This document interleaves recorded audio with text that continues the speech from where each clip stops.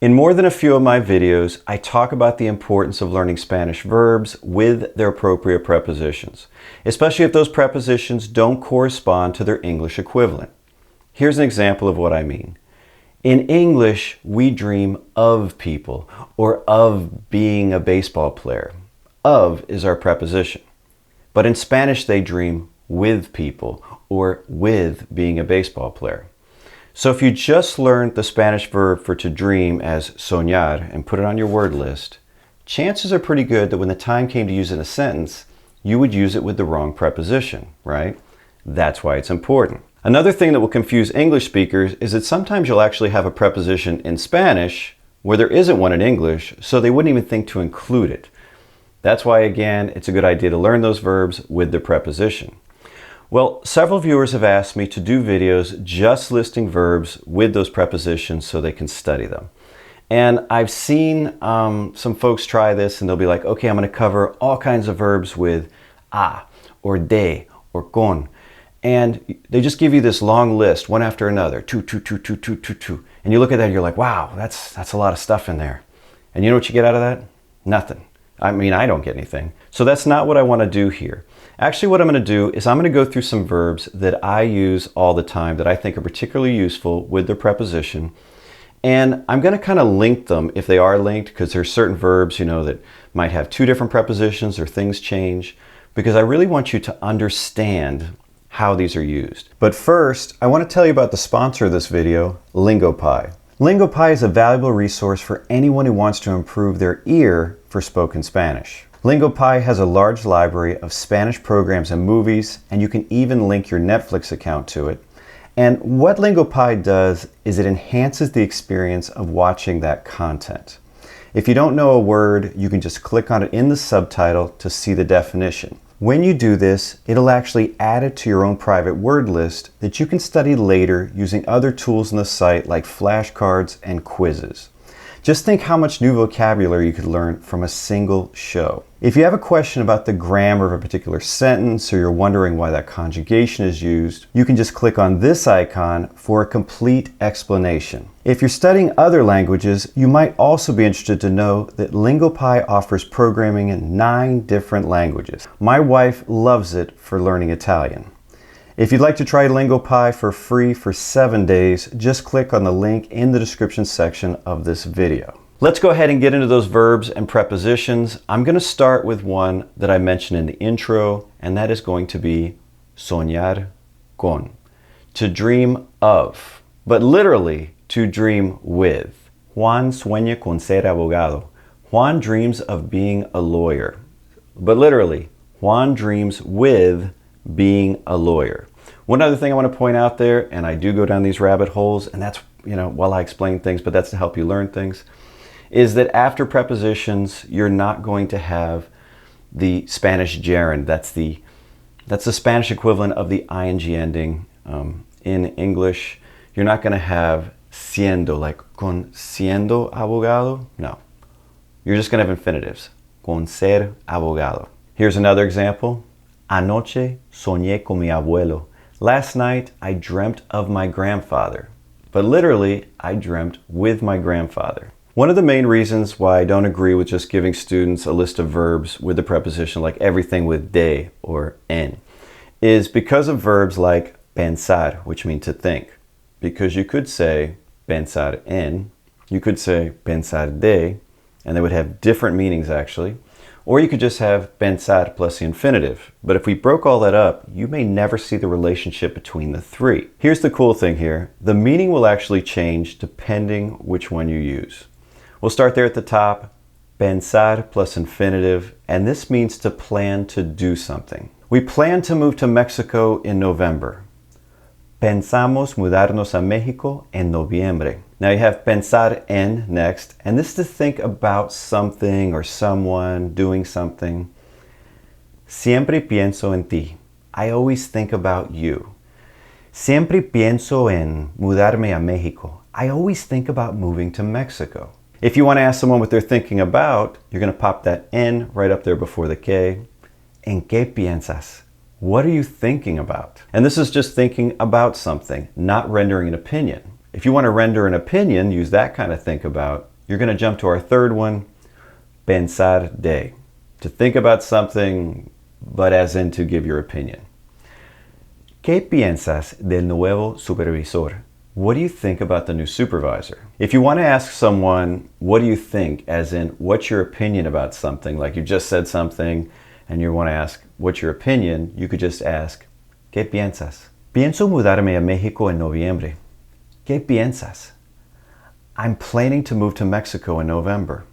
What do you think? Other common ways to ask for someone's opinion are, ¿Qué opinas? ¿Qué opinas? Or, ¿Qué te parece? ¿Qué te parece? I just figured I'd throw those in there while we're here, right? We might as well just learn lots of things today. So let's go through some more. Here's some common ones that'll only be taking one preposition to make things a little simpler, because I don't want to completely overwhelm you, you know. This is a really common one. When you fall in love with someone in Spanish, you're actually becoming enamored of them. Enamorarse de. María se enamoró de Julio a primera vista.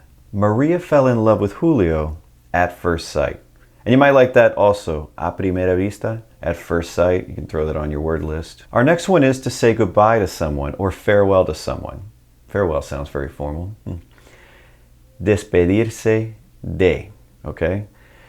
Mi primo se despidió de nosotros antes de subir al avión. My cousin said goodbye to us before boarding the plane. As long as we're talking about despedirse de, to say goodbye to, why don't we just talk about despedir, which is right in there. See, despedirse is the pronominal form. It has this se attached to the infinitive. The non-pronominal form has just plain old despedir. Now it's going to mean something else, and you're going to see this a lot in Spanish. You'll see the pronominal form means something, and just, you know, the non-pronominal form means something different, or sometimes slightly different, completely different. In this case, it has a couple meanings. Despedir can mean to give off something like smoke or spark, something like that. You could say, la máquina despide muchas chispas, like the machine's giving off a lot of sparks. Despedir can also mean to fire someone. La empresa despidió a 30 empleados. The company fired 30 employees. Now that you know what the verb despedir means, what do you think this expression means? Estás despedido, or estás despedida. You're fired. See, now that you know the verb, you can figure that out. So if you've never heard estás despedido, but you just learned despedir, you're like, hey, I think that person just got fired.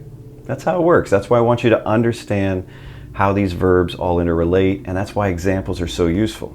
Next one on our word list is cansarse de, to get tired of something, of doing something. I really like this one. Juan se cansó de trabajar y se jubiló. Juan got tired of working and retired. That's another useful verb there, jubilarse, for to retire, if you want to add that one to your word list. Next one on our list is burlarse de, to make fun of someone or mock someone. Los estudiantes siempre se burlan de su profesor. The students always make fun of their professor. That's not very nice. Burlar by itself can mean to like evade, slip by, or outsmart. It really depends on the context. So you may see a sentence like this.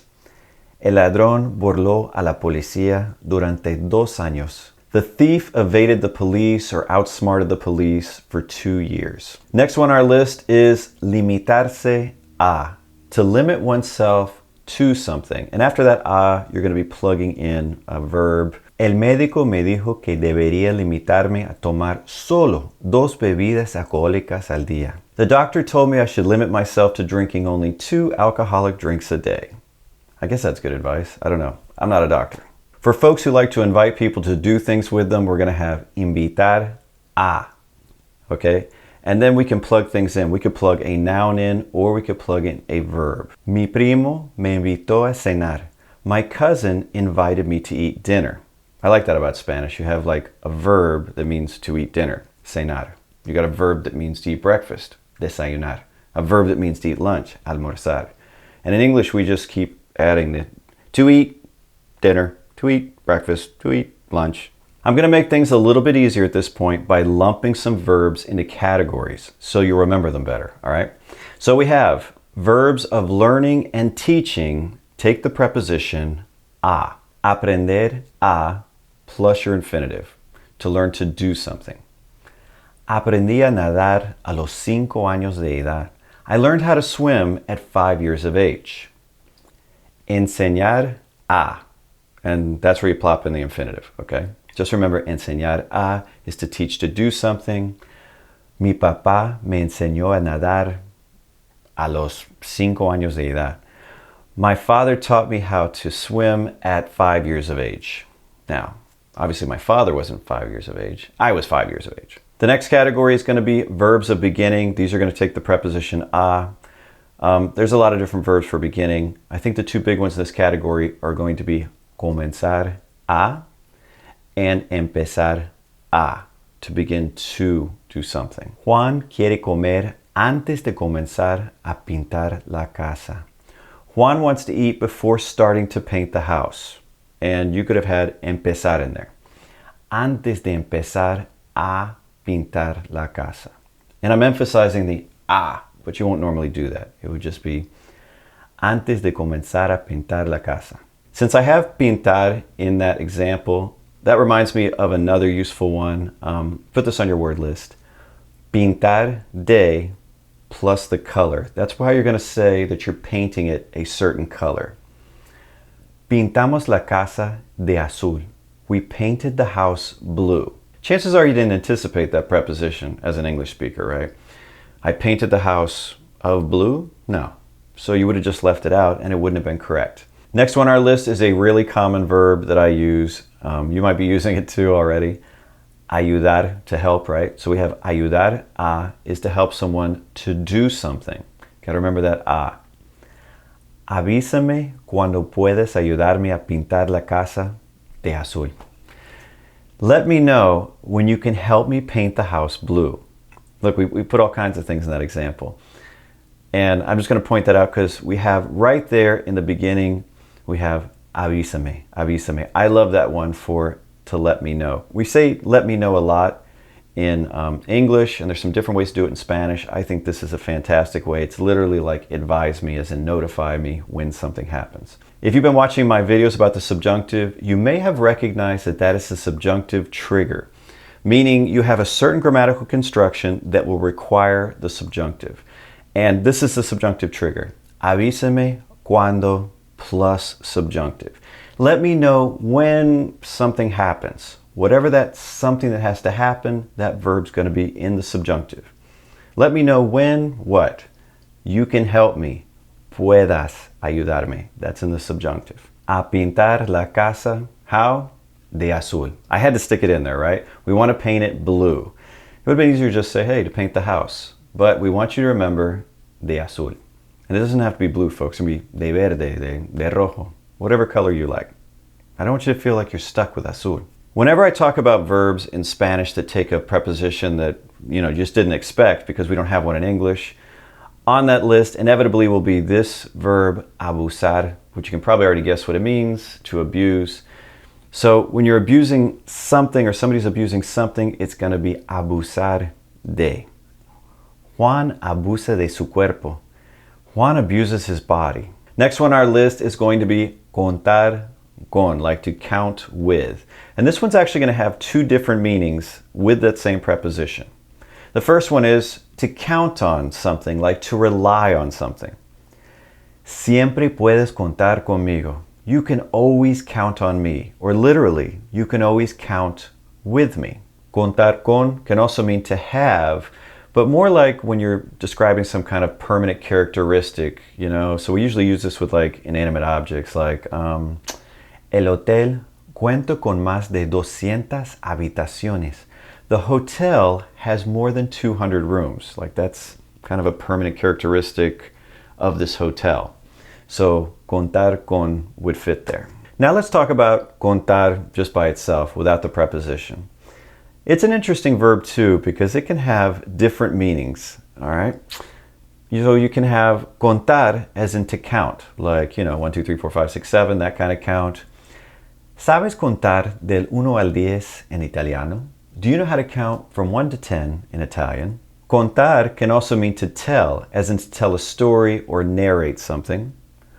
Nuestro papá nos contó la historia de cómo conoció a nuestra mamá. Our father told us the story of how he met our mother. Another use of contar can be like to be relevant or important. Like in English, we can say, hey, you know, accuracy counts, that sort of thing. La precisión cuenta, accuracy counts, or precision counts. I'm going to move on to our next verb, which I find particularly useful, and that is depender de, to depend on, rely on. See, in English we're saying on, but in Spanish we're using de. La duración del viaje depende de tráfico. The duration of the trip depends on the traffic, or depends of the traffic. However you want to remember it. Remember, literal translations can help. While I'm talking about this, I'm going to talk about a little variation of this, and that is dependiendo de. And this is great for whenever in English you want to say depending on something, like just kind of stuck in somewhere, and you don't want to use depender de. This works great. Dependiendo del día de la semana, el horario de apertura de la tienda puede variar. Depending on the day of the week, store opening hours may vary. You may be like, that was an odd example, Paul. Yeah, it was. Mixing it up a little, folks. Next one on our list is one I also find particularly useful. Acostumbrarse a is to get accustomed to something. You can get accustomed to doing something, the verb, or you can get accustomed to something, a noun like the weather, whatever. Los recién casados están aprendiendo a acostumbrarse a vivir juntos. The newlyweds are learning to become accustomed to living together. And you may notice I stuck a couple things in there. So we have aprender a before that verb, right? We stuck that in there. And then of course we have acostumbrarse a in the next part. Just reminding you folks, just trying to remind you. Next one on our list is one I really like, quejarse de, to complain about something. And this is one that English speakers get wrong all the time because it'll be like quejarse sobre, they want to put a sobre in there. De is your common preposition for this, stick to that. On your word list, quejarse de. María se queja de todo. Maria complains about everything. I like that verb, it's pretty useful.